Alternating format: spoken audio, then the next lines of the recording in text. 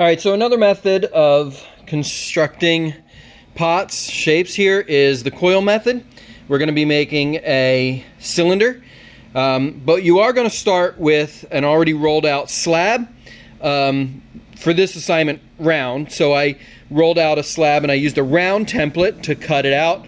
You can use a yogurt top or tape. Anything round that you find in the studio, place on top, cut it around.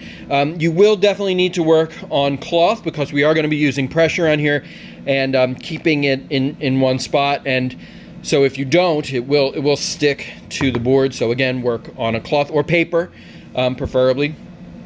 But when you attach one piece of clay to another, you need to score both areas. So what that is I'm roughing up the surface here where I'm going to attach the coil, and I'm also going to scratch up the coil as well. Now I'm using a needle tool here and it's taking a little bit of time.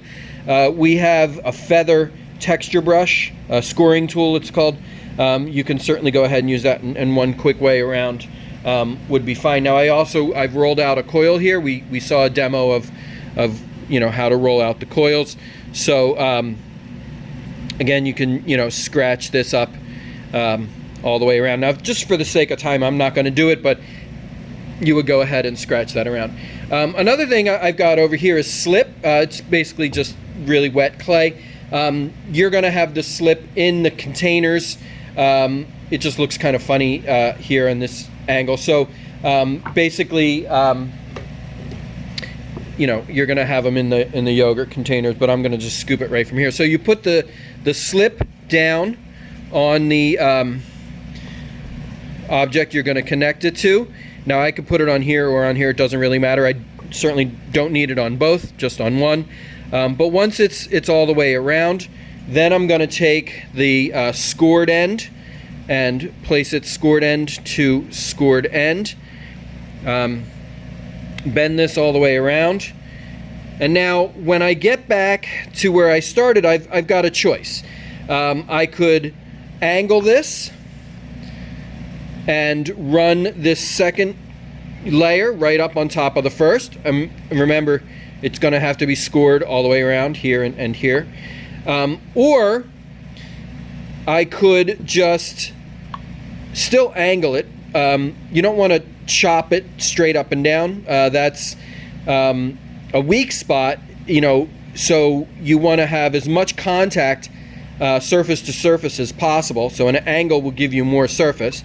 Now if I angle it flush like this, then my next course is going to go right up on top like this. Now I don't want to start it right here where the other one ended, because again that sets up a weak spot that's going to continue up throughout the pot. So I'm going to just offset it a little bit and then continue around this way, scoring and slipping on every level. And after a while I will get pretty good height out of this.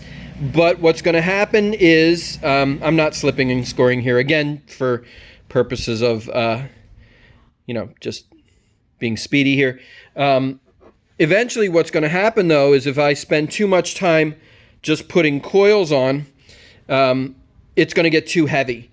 And like I said, the top part here is just going to weigh down on the bottom part and bend it out of shape. So you have to build up and let it set up overnight or over a couple days or a weekend before you go ahead and do more coils.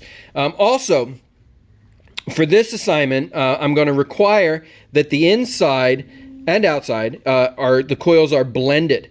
So you can see I'm always supporting one hand with the other hand, and I'm pushing one coil down into the one underneath, and then the one underneath, and then the one underneath, and then blending it into the bottom of the pot.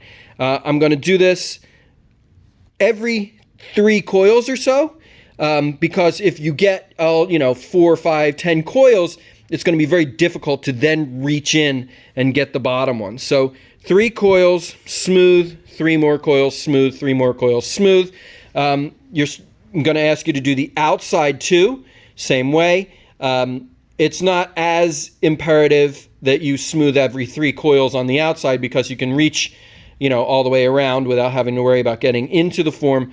But if they get too dry, they won't smooth. So you do want to smooth them while they are, you know, moist clay or even on the, you know, softer side of leather hard.